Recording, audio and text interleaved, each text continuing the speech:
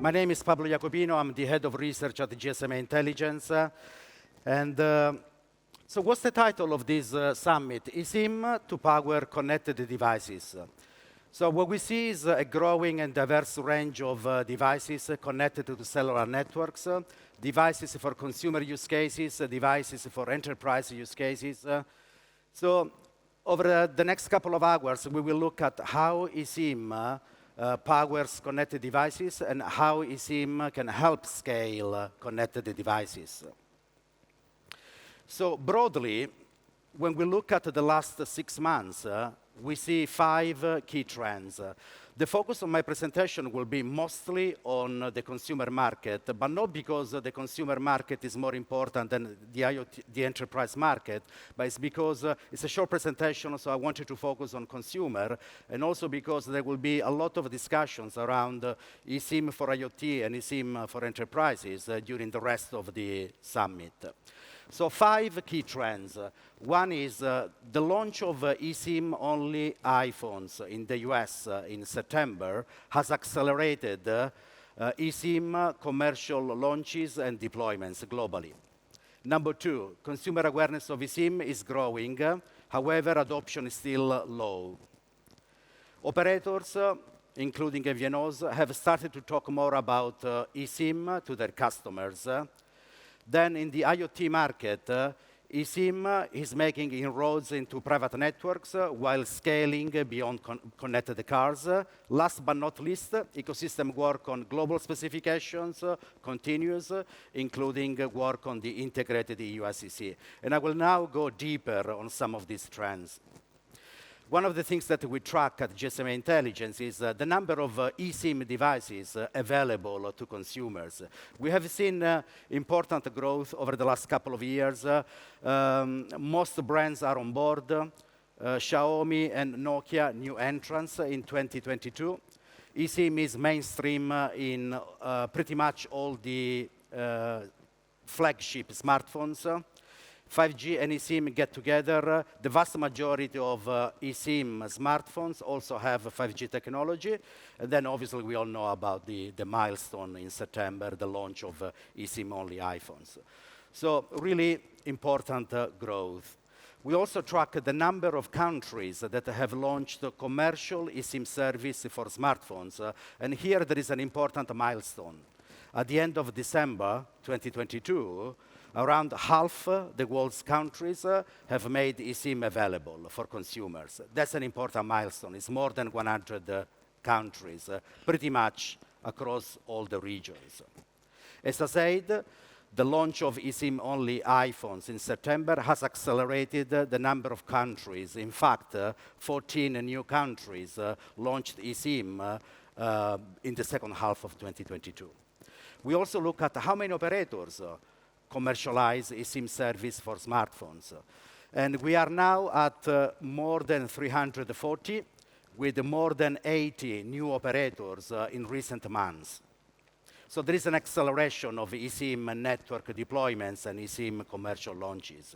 The vast majority of these 340 are MNOs, but there is also a growing number of MVNOs that are driving international roaming.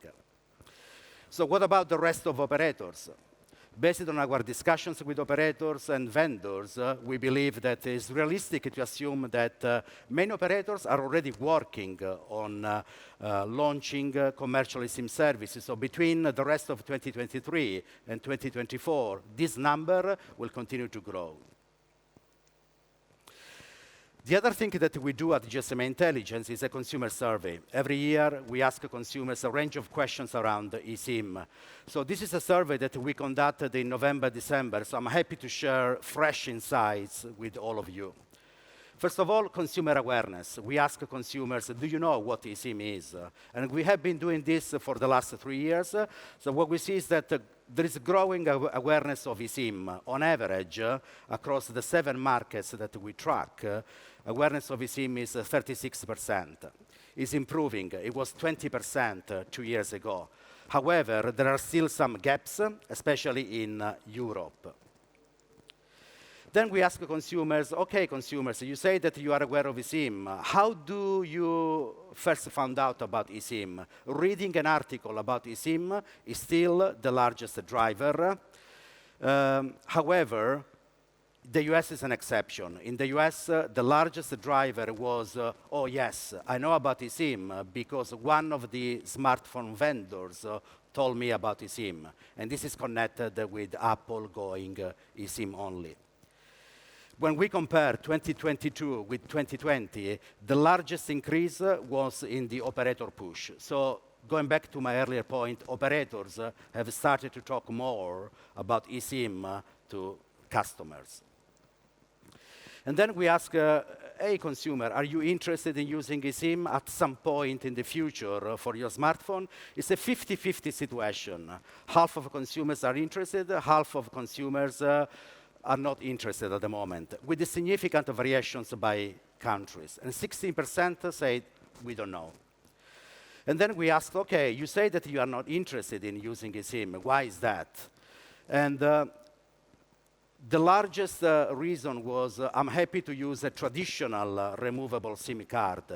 This is not a surprise, because every time we do a survey asking consumers about adoption of a new technology, 5G is a typical example. When you ask, hey, are you interested in switching to 5G? If they say no, it's because they are happy with the legacy technology, 4G.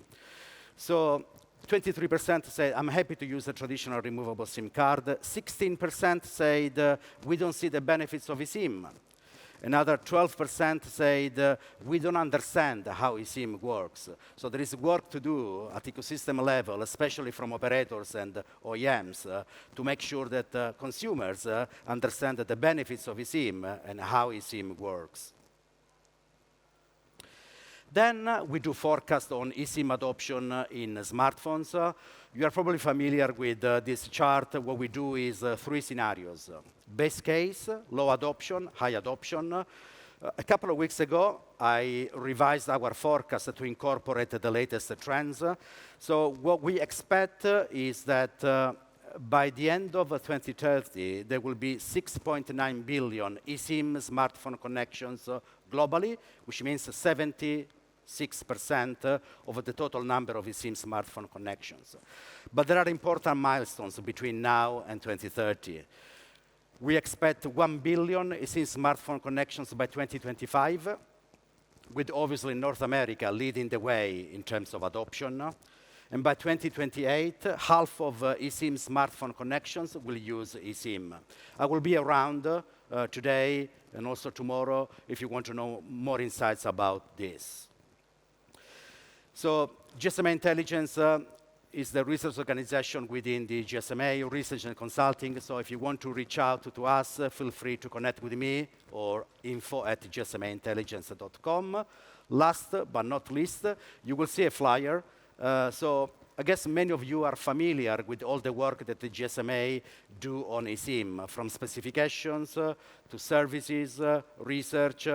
So including the GSMA Discovery with all the new capabilities, the upgrades to make the digital activation journey easier and faster, and also the work on security certification. We saw this week a new announcement from Thales, so the first security certified iSIM with through the GSMA eSIM, GSMA Integrated EUSCC Security Assurance Scheme. So that was an interesting development. If you want to know more about this, we have people from GSMA Services, GSMA Technology, who can talk with you.